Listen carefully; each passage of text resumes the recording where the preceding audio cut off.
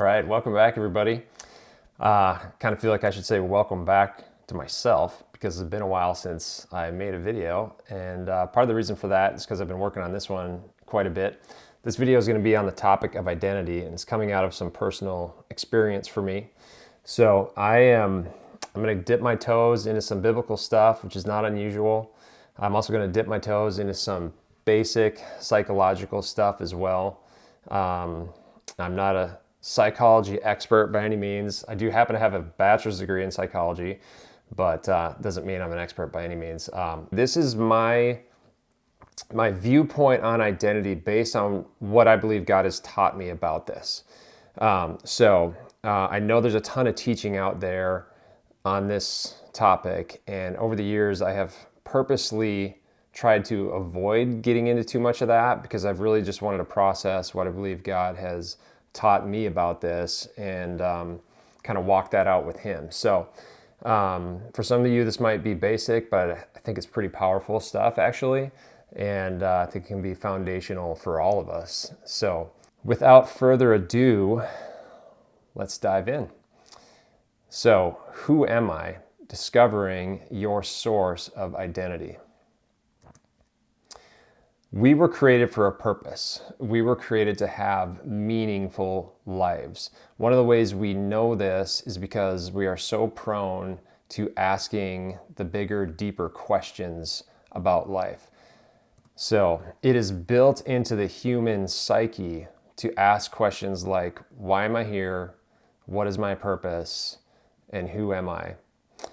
We are unique amongst creation in asking these questions. I love my dog. He's awesome. Ton of fun and adds a lot to the family, but he's not asking himself, like, what am I doing here? And why am I not further along? I'm still licking food off the floor like it's a delicacy. I don't see anybody else doing that. I don't know what my problem is. Who am I anyway? He's not asking himself those questions. That's something that we do as humans, because we are unique amongst creation in that regard. So, in its essence, this is a quest to anchor ourselves to something more permanent and stable than we are. Intuitively, we know that we need to be connected to something bigger. We need a purpose for this life that we find ourselves living. Why is that? In my opinion, there is nothing more devastating to the human soul than to actually arrive in a place where we believe our life is meaningless. Now, having said that, I know there's a lot of people out there that actually teach and preach that life is meaningless. They might be atheists or something of the sort that actually will teach and preach this, but they don't seem like they have this totally devastated life because that's their belief. Well, even though they say they believe that, I don't think they actually live life like that. I think they give themselves some sort of purpose or meaning by being on a mission of some sort, and that may be a mission to disprove God. That may be a mission to prove how weak and stupid religious people are, whatever it may be. The point is, whether we know it or not, we will tether ourselves to something so that if pressed, we can say, this is what I'm all about. So I want to talk about tethered or despairing. What we tether or connect ourselves to makes all the difference, because that connection becomes for us a source of purpose or meaning.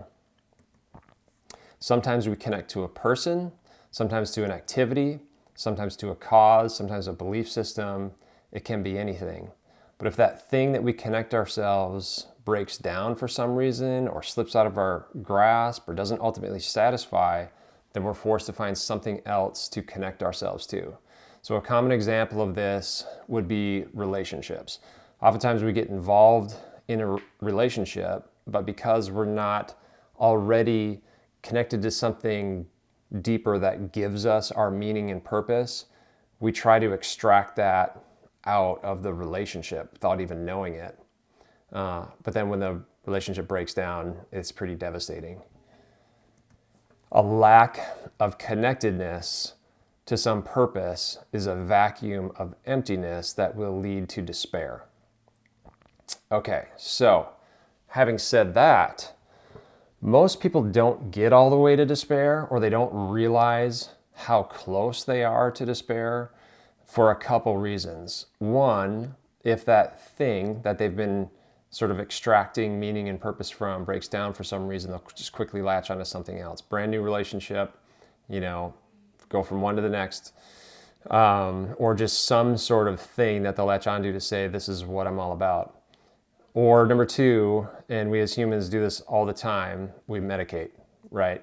We cover it up somehow. And again, a lot of this isn't even a conscious choice, but we can make ourselves really busy. That's a key way that we often medicate away, like really looking at our lives. Obviously, substances are a thing. Alcohol is a huge thing. Alcohol or drugs or whatever, or sex, which is just another form of relationships. Distractions of every sort. These things will keep us from looking deeply into our lives and even recognizing kind of where we're at emotionally at times. Was it Socrates that said what did he say? The unexamined life is not worth living. And I really believe that's true. So we'll cover over where we're at, and we'll distract ourselves, and we'll convince ourselves that this is our reason for living on some sort of subconscious level. Nevertheless, there can be a growing sense of desperation or discomfort with the way life is going. Anchored in identity. So I've been using the word purpose a lot and meaning a lot. What we often don't realize is that before we can find our purpose, we need to discover our identity. Purpose flows out of identity. Super simple example. If your identity is hockey player, your purpose is going to be to win hockey games. So the thing is, figuring out our purpose and figuring out our identity is kind of like asking, who am I? It's a tough question to answer for us most of the time. It's too obtuse and squishy to really answer directly. So we often answer it by talking about what we do, what our career is, what we're all about. I run marathons. I'm a foodie. I'm a jazz musician. I work at the hospital, whatever. The vast majority of people answer the question, who am I, by elaborating about what they do or what they are all about. But your job isn't who you are. Your marital status isn't who you are. Your gender identity isn't who you are. Your sexual preference isn't who you are. Your true identity is something deeper than all these things. So this is where I want to share my personal story about this. I mentioned at the beginning, this comes out of a personal place for me. So this is going back over 20 years, over 20 years ago. So my wife and I were living in Minnesota at the time, and I had started my construction business, into it a few years, probably had 5 or 6 employees or whatever. My wife is an RN, and she had worked in the hospital for a number of years. But we started having kids, and she wanted to quit work for a while and take care of the kids, which was awesome. But she's at home with the little ones. I'm running the business. And, but the thing about my wife is she's super multi-talented. So she's got all these different abilities, right? Not only is she an RN, but she's like super gifted with interior design. Great eye for color, great instincts with interior design. Our house is always awesome, decorated just perfectly. People are commenting about it all the time. But we began to see that it would be worthwhile to tap into her skill set for the business, because I got all these clients that are going through remodel projects. They got to pick out all these finish selections, and there's a lot of people out there that actually hate doing that. Like, I have no idea. I don't know what colors to pick out. I don't know design. I have no idea. I need someone to help me. And I didn't have time nor the skill set to help them. So we were trying to get Tammy more and more involved with this. And we really struggled with it for a while because we're trying to balance, I'm full-time. I got everything I can handle running the business. And she's got everything she can handle keeping the home in order. But we want to get her involved. And so we really fought it for a while. And we finally just decided, okay, we just got to pray about this. We got to ask God to help and show us how to do this because we're just not figuring it out. So the other thing about my wife, she's pretty prophetic. So when we're praying for somebody or for some people or whatever, she'll often get a picture. Or if we're praying over a situation, she'll get a picture about that situation in her mind. This doesn't really happen for me. That's okay. I'm fine with that. God can do whatever he wants to do. But she gets these pictures and it's super powerful.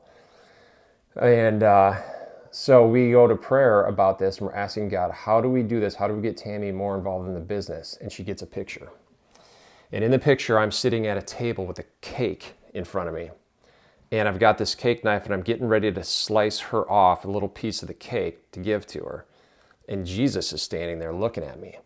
And so I go like this, like I'm going to cut her off a little piece. And he just shakes his head. It's like, mm-mm.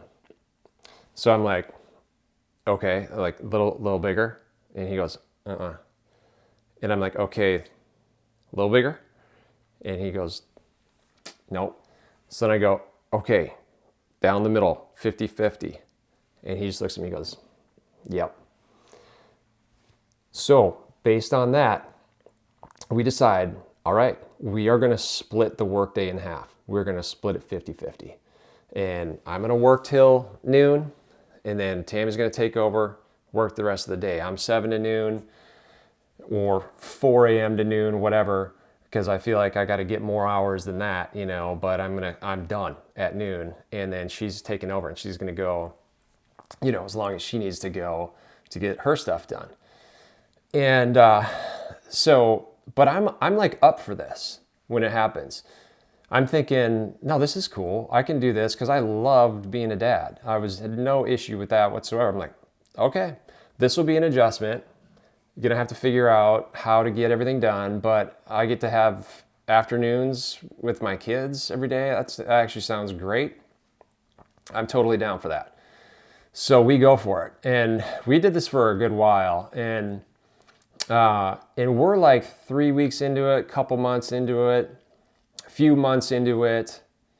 And for some reason, I'm like hating it. I'm pulling my hair out and frustrated and hating it, but I can't figure out why, because the business is doing well. Like, it's not falling apart. I'm getting everything done I need to. I'm getting the bids done. New work is continuing to come in. We're doing okay. Plus, Tammy is just killing it with these clients. They're loving her, and she's getting all their colors together. It's really helping things out. It's helping things actually be more efficient. Getting all the stuff picked out at the front end. It's done. Then we just know what we're doing on the job. Not worried about like, oh wait, what did you want for flooring? Because we're ready for flooring. That's no way to go. So, plus she's got a great head for marketing too. So she's getting involved with some marketing stuff too, updating the website and coming up with different marketing ideas. And, that's something I would never get to, nor do I have the head for it. Like, I'll never get to the marketing side of things if left alone. It will not happen. But she's pushing the ball forward on that kind of stuff too. So it's great, it's like, it's fantastic. But I can't stand it. And I don't know why. And so finally I'm like asking God, I'm like, so what is going on? I hate this and I don't know why. What is my problem? And he spoke to me in that moment and he said, your work is your identity. Now, I never thought in terms of identity before. I don't think I really even used that word. And so that thought, I could tell, like, it did not come from me. And so I'm like, my work is my identity.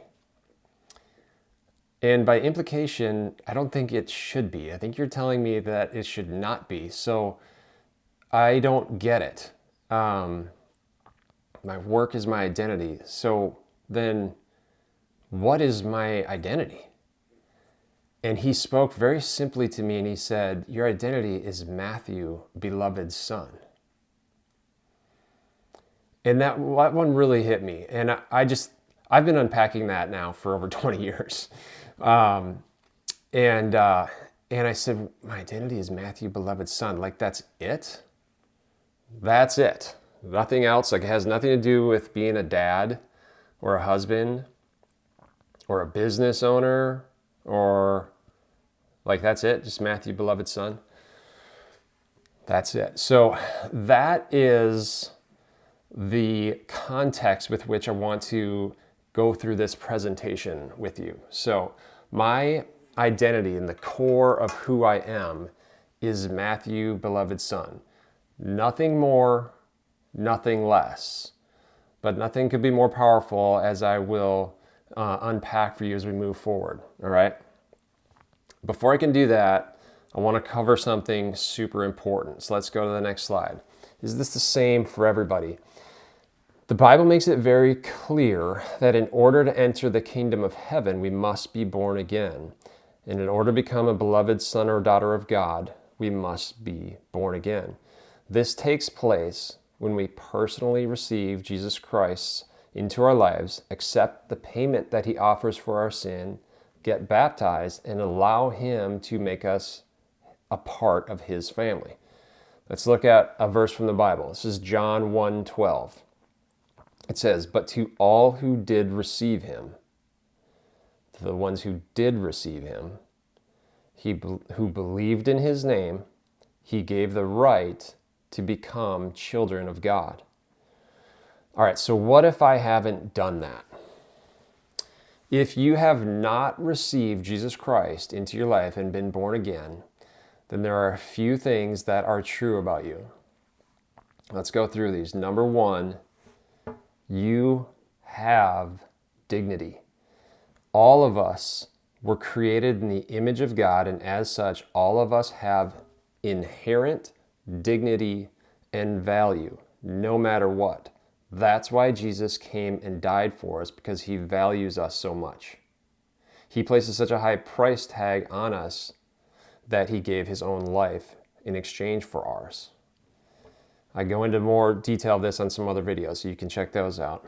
Number two, despite your value and dignity, you are rejecting the very God who made you by your indifference to Jesus. In 1 John chapter 5, it says, whoever has the Son has life. Whoever does not have the Son does not have life. Jesus is God. God is a triune God. You have God the Father, God the Son, and God the Holy Spirit. Okay? Jesus is the Son of God. In his own words, Jesus said, if you reject me, you reject him who sent me.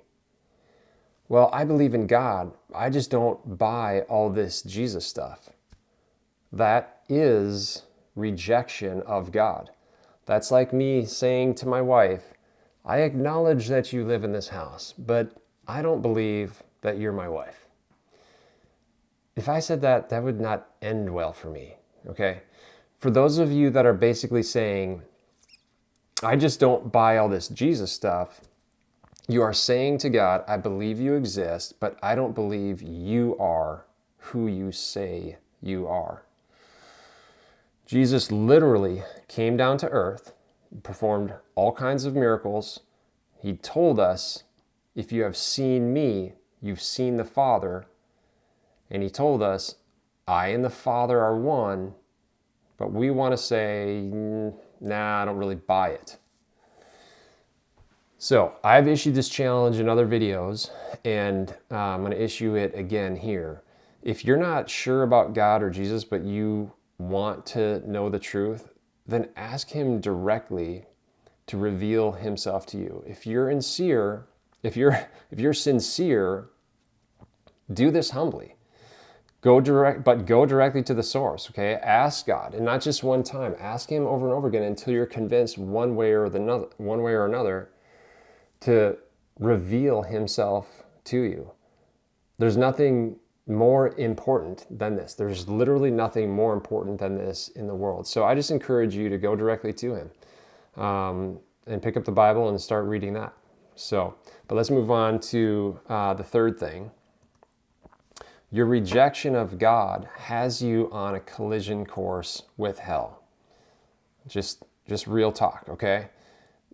Again, Jesus Christ is the only begotten Son of God, and our indifference or mere lip service to him amounts to total rejection of God and to the most important thing that he ever did for us, which was Jesus' death on the cross in payment for our sins. That isn't ignored by God. He honors our choices. And it's our very own choices that will condemn us to hell if we don't repent and ask Jesus for forgiveness and to make us a part of his family. So the rest of this video is really honestly directed at those who have been born again, who have asked Jesus into their life and allowed him to make them a part of his family. But I want to encourage all of you, everybody out there, to keep watching, because you might learn something, and by the end of it, you might want to have Jesus make you a part of his family. You might want to bring him into your life. I highly recommend it, okay? But I just want to say, the rest of this, I'm assuming that who I'm talking to, or who this applies to, is for people who have been born again, but I want everybody to keep watching. All right, so let's move on to the next slide. I want to look at identity through the lens of salvation. Okay, so let's look at another Bible verse. This is Galatians 4:4-5. It says, "But when the fullness of time had come, God sent forth his Son to redeem those who were under the law, so that we might receive adoption as sons." One of the main reasons Jesus came and died was to redeem us from sin, set us free from the consequences of sin, and to adopt us into his family.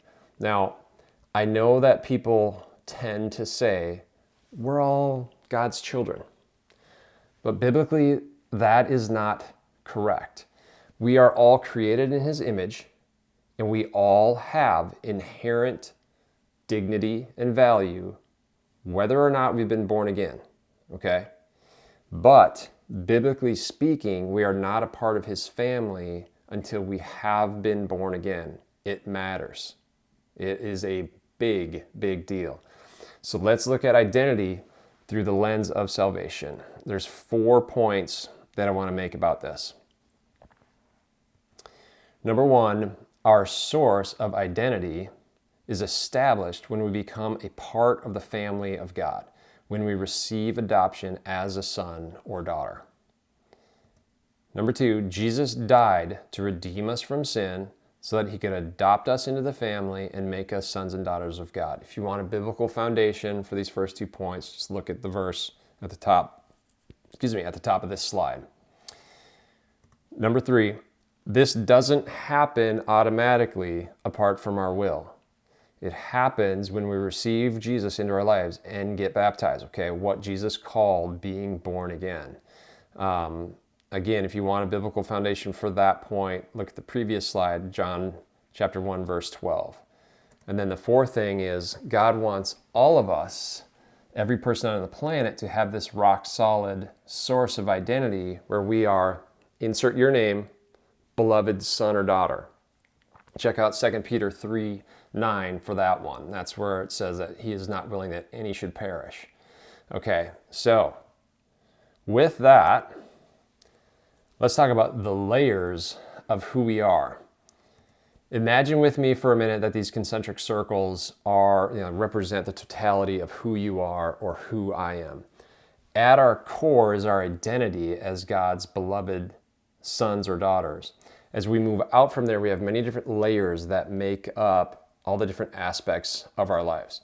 We have things like our values, our roles, our giftings, our personality, our race, our lineage, All of those things make up who we are as individuals.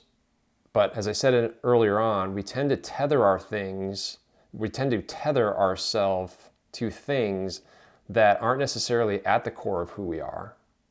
And then when those things give way, we experience a lot of frustration, a lot of disappointment, even depression or anxiety, that kind of stuff. Another example. So somebody may be really wrapped up in their position in the company that they are working for, and without realizing it, this position that they have has become part of their identity. I mean, I can relate to this as being a business owner. For whatever reason, you get accolades just for being a business owner sometimes. Like, oh, you're the owner? Like, yeah, I have 2 employees right now, all right? Whatever, it's like not that big a deal. But for some reason, sometimes you just get accolades for stuff, and that can get you wrapped up in your status, and kind of get worked into how you think of yourself as a person and kind of worked into your identity, all right? So in this example, someone's getting a lot of, meaning or purpose, which, okay, meaning and purpose is fine, but when it gets into that level of identity as far as your status with a company, that's when it becomes an issue. So the company gets acquired or they downsize for some reason, the person loses their job. Well, now they're not just looking for new work, they're having an identity crisis and they need to figure out what they're all about again. That's a much bigger deal. Picture a boat on a lake. So the boat is your life, and you're trying to anchor yourself to a raft that's floating on the water nearby you. When the winds kick up, it's not going to do you any good to be anchored to that raft. But down deep under the water, there is an anchor point in the bedrock that if you will connect yourself to it, you will not be shaken by any winds or chaos of life. All right, so let's just go through this right now. I'm going to go through these layers of life. As I said, at the core is our identity as God's beloved. On the next ring out from there, we have things like ethnicity, race, lineage, nationality, personality. These are things that we're essentially born with. Now, I know personality can be shaped somewhat over time and environmental factors and all that. I really don't want to get into a whole nature versus nurture thing about personality. But I do believe that to a large degree, we are born with our personality. I've spent much of my life wishing I had a different personality. When I was in high school, I was like scared of my own shadow. I couldn't hardly talk to anybody. I finally figured out that if somebody poured a few beers down my throat, I would start talking. And then that went way too far for too long. And finally, a number of years later, I woke up and was like, I don't want to live my life this way. This sucks. This is horrible.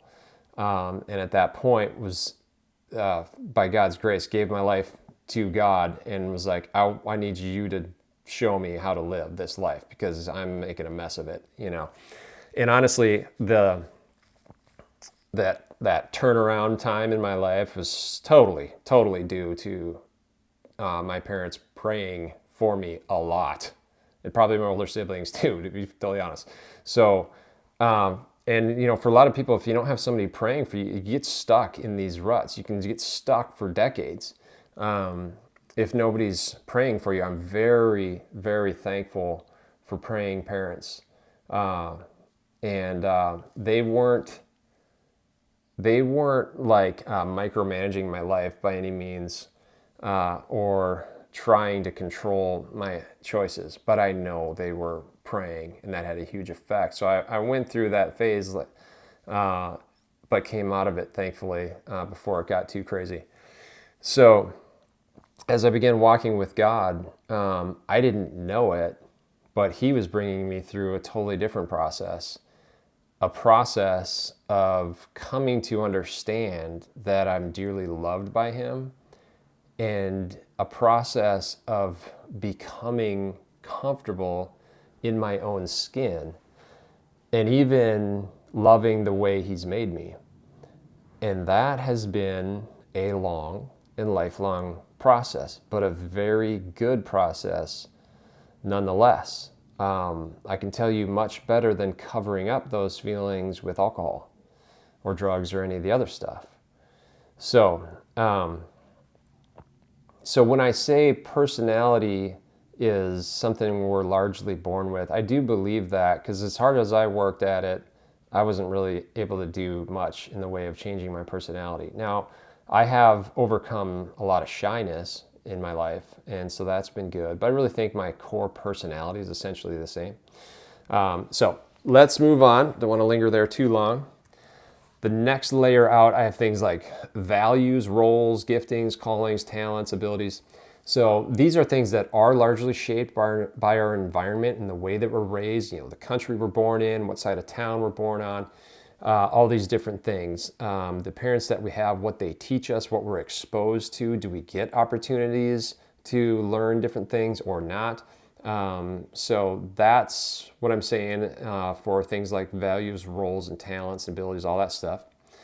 And then at the outermost layer, I've put things like interests, passions, endeavors, and pursuits. So these are things, this is what we're into right now.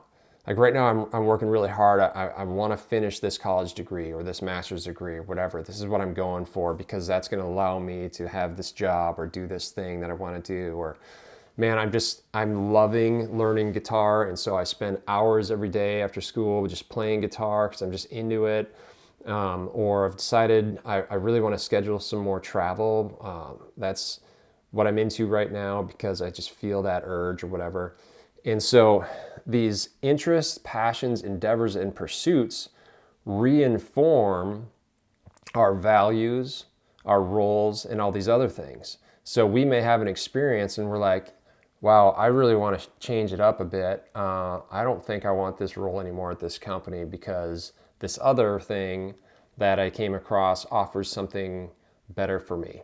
Or, man, I spent that week on that short-term mission trip and I literally feel called to missions right now. I'm like, I got to do it. I want to spend my life doing this, or I took that one trip and I realized I got to take travel and move it way up on my list of values because that was so awesome and so enriching. So these endeavors and pursuits that we have reinform all these other things. Sometimes we then shift those things, then we have new endeavors and pursuits, and all of that is a beautiful cycle called personal development. So I want to talk for a minute about false identities. All right. When things like values, anything from these outer rings, values, callings, careers, passions, pursuits, etc., when they get mixed in with our identity, it forms a false identity. So anything that is not at the core of who we are, but that we subconsciously tether ourselves to in order to feel like we have a reason for living is what I'm calling a false identity. So, and there's two important false identity pitfalls. So two things that will happen if there is a false identity that's in play. And somebody smarter could probably think of 15 more of these, but these are just two important ones that I wanted to touch on here. So, number one, a false identity will cause good things to get so extreme they become bad. Example, I'm a hard worker. All right, so it's great to value hard work, but if it gets so ingrained in their thinking and feeling about ourselves, it can actually start to war against our other values, like being a good dad or mom, or a good husband or wife, or whatever it may be. Or maybe it's another value of travel. Well, if that working hard gets so ingrained, it will war against those other values. I may or may not be speaking from experience on this one. If taking time off work is hard to do on an existential level, then it may be that your work has become ingrained, a little bit mixed in with your identity. All right. If valuing hard work has become the meaning of kind of your existence, when it's beyond the level of semantics and it's actually mixed in your identity, then you've probably got a little bit of a false identity going on, okay? Number two, a false identity will block us from hearing God's voice because it seems impossible that he would say anything against it. So, as an example, I want to take, I'm a missionary. Okay, I do not hate missionaries. I love missionaries. Missionaries are awesome. And if you think about it as sons and daughters of God, we're all missionaries, okay? But I just want to take someone who is a full-time missionary as an example. This could be anything. This could be, I'm a pastor. This could be, I'm a cop. This could be, I'm a job site superintendent, all right? But let's just look at missionary ones. Yes, we need to be about the Father's business. Yes, we need to be doing whatever it is he calls us to do to spread the gospel to the ends of the earth. But if being a missionary has become part of your identity, are you going to be able to take a break or stop if or when God asks you to? What if God told you to go home and start a business? Would you even recognize that as the voice of God? It's highly likely that you wouldn't. You would probably just assume that that's the voice of the devil trying to discourage you again. So, if being a missionary or a pastor or whatever has become a part of our identity, then it has taken a place in our heart that only God should have. Your ministry or your calling is your role in the kingdom. It is not who you are. Who you are is God's beloved son or daughter.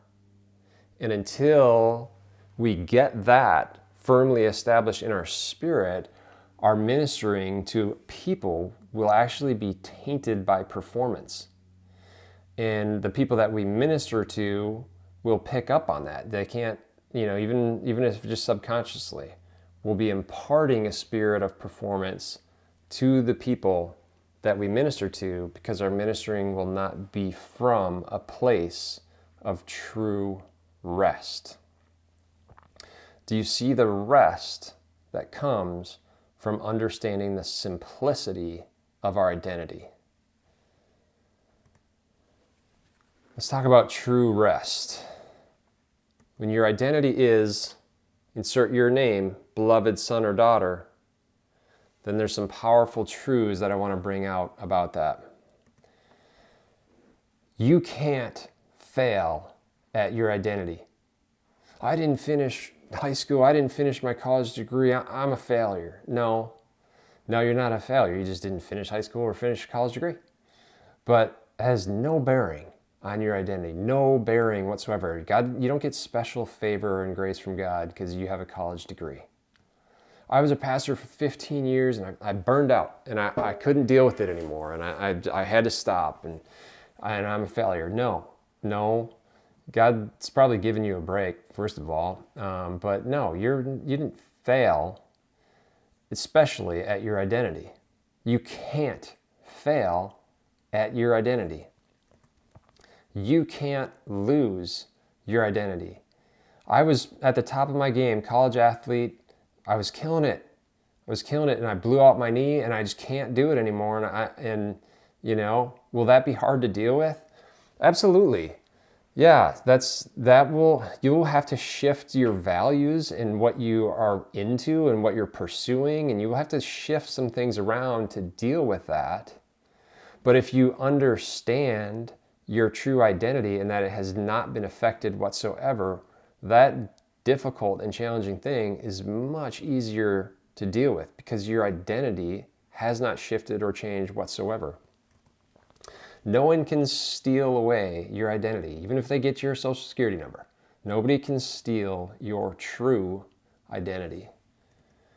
Through aging or health challenges or whatever season of life, your identity is unchanging. Through the storms and chaos that life brings, your identity is unable to be shaken. Why? Why is that? Because it is anchored in the Word of God. It is anchored in what He says about you.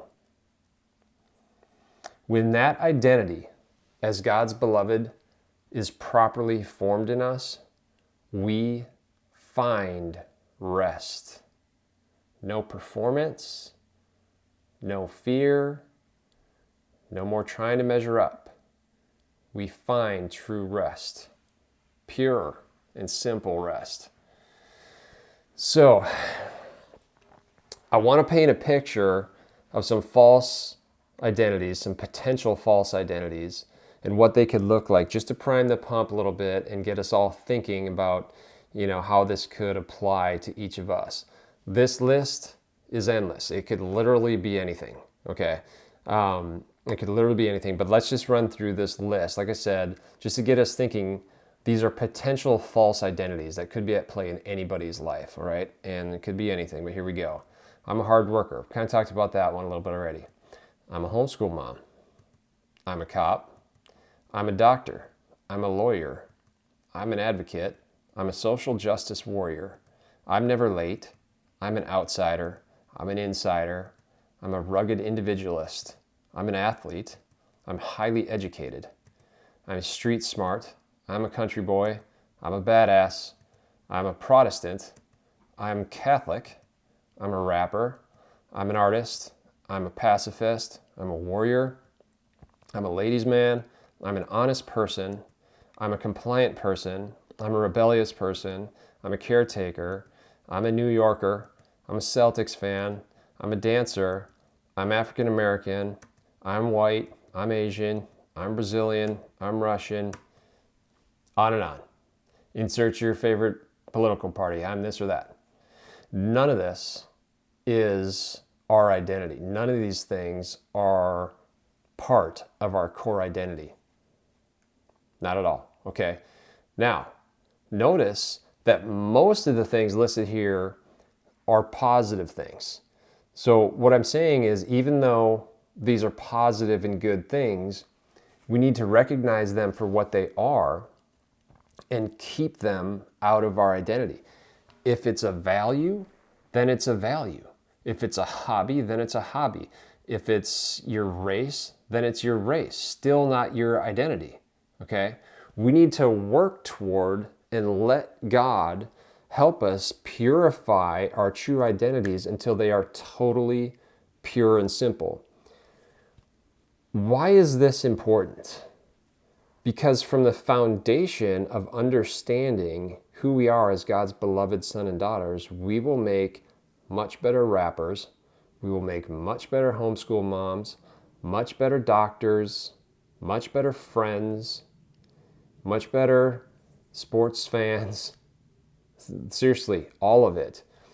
Can you see, if we all became really secure in our God-given identity, how it disarms division, how it disarms comparison and jealousy? Do you see how it promotes unity amongst our brothers and sisters in Christ?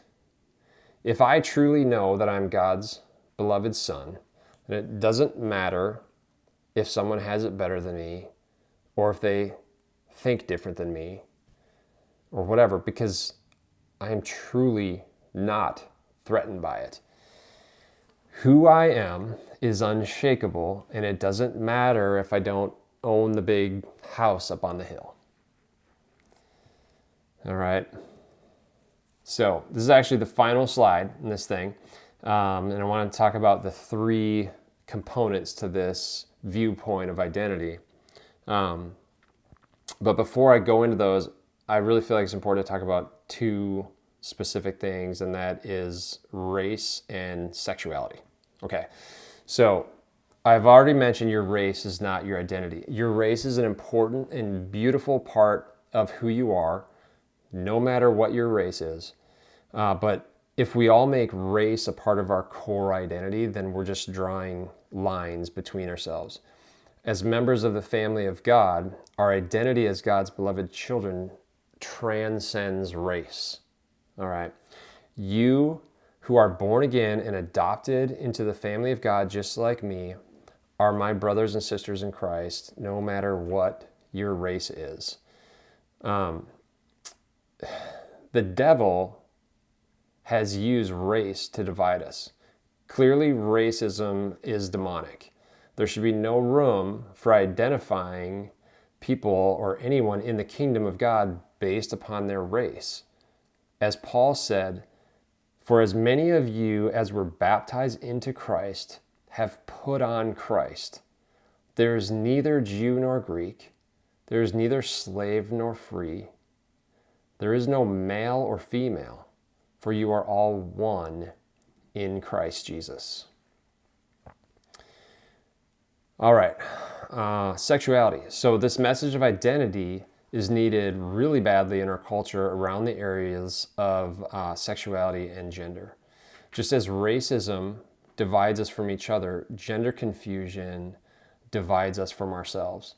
The strong influence on culture these days, which I believe is of demonic origin, is that our gender is fluid. It's whatever we make it out to be. It's what we feel in the moment. We are whoever we say we are. This has not brought freedom. This has brought confusion and chaos. This has brought hopelessness and despair for people who are at war with themselves. Can you see that this is a total attack on identity? Identity is not enhanced when we make it up for ourselves. Identity is most powerful when it is given to us by our designer. If the beautiful Ferrari had a mind of its own and decided it was built for driving underwater, it would not be better off.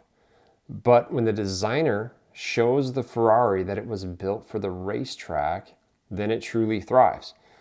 In the same way, we need to know that we were designed to be His beloved sons and daughters, because then we find true life. That's where true life is found.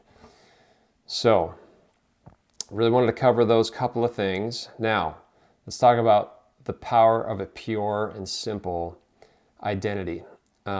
This view of identity has three components to it, right? As you've probably gathered by now.